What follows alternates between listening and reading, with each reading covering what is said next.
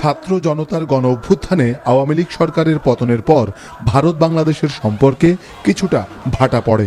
তবে বাংলাদেশের পক্ষ থেকে দুদেশের শীর্ষ নেতৃত্বের মধ্যে বৈঠকের আহ্বান জানানো হলেও ইতিবাচক মনোভাব দেখায়নি নয়াদিল্লি। অবশেষে থাইল্যান্ডের রাজধানী ব্যাংককে অনুষ্ঠিত বিমস্টেক সম্মেলনের শেষ দিনে সাইডলাইনে অনুষ্ঠিত হল অধ্যাপক ডক্টর মোহাম্মদ ইউনুস ও নরেন্দ্র মোদীর বৈঠক। দুই দেশের পররাষ্ট্রমন্ত্রী, উপদেষ্টা এবং সংশ্লিষ্ট কর্মকর্তারা যোগ দেন সে বৈঠকে। দীর্ঘ প্রায় 40 মিনিটের বৈঠকে দুই দেশের স্বার্থ সংশ্লিষ্ট সকল বিষয় উঠে আসে। আলোচনা হয় শেখ হাসিনাকে ফেরত পাঠানোর বিষয়েও। মিটিংটা খুবই কনস্ট্রাকটিভ, প্রোডাক্টিভ এবং ফ্রুটফুল হয়েছে।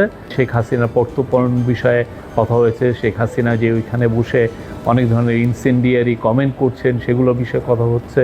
তারপরে বর্ডার কিলিং নিয়ে কথা হয়েছে। আমাদের দুই দেশের মধ্যে যে গাঞ্জেস ওয়াটার ট্রিটিটা আপনি জানেন যে নতুন করে এটার এক্সপায়ার হয়েছে, নতুন করে ট্রিটিটা হওয়ার আবার কথা হচ্ছে, এবং তিস্তা ওয়াটার, এগুলো সবগুলো নিয়েই কথাবার্তা হয়েছে।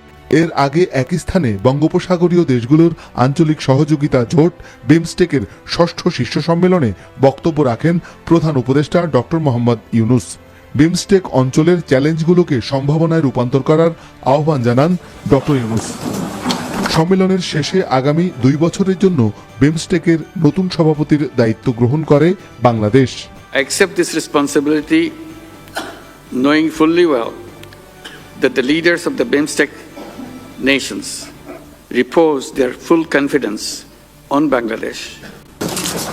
এছাড়াও এদিন থাইল্যান্ডের প্রধানমন্ত্রী পেতংটার্ন সিনাওয়াত্রা, শ্রীলঙ্কার প্রধানমন্ত্রী হারিনিয়া আমারাসুরিয়া এবং ভুটানের প্রধানমন্ত্রী শেরিং তোবগের সাথে পৃথক সাইডলাইন বৈঠকে অংশ নেন প্রধান উপদেষ্টা ডক্টর মোহাম্মদ ইউনুস।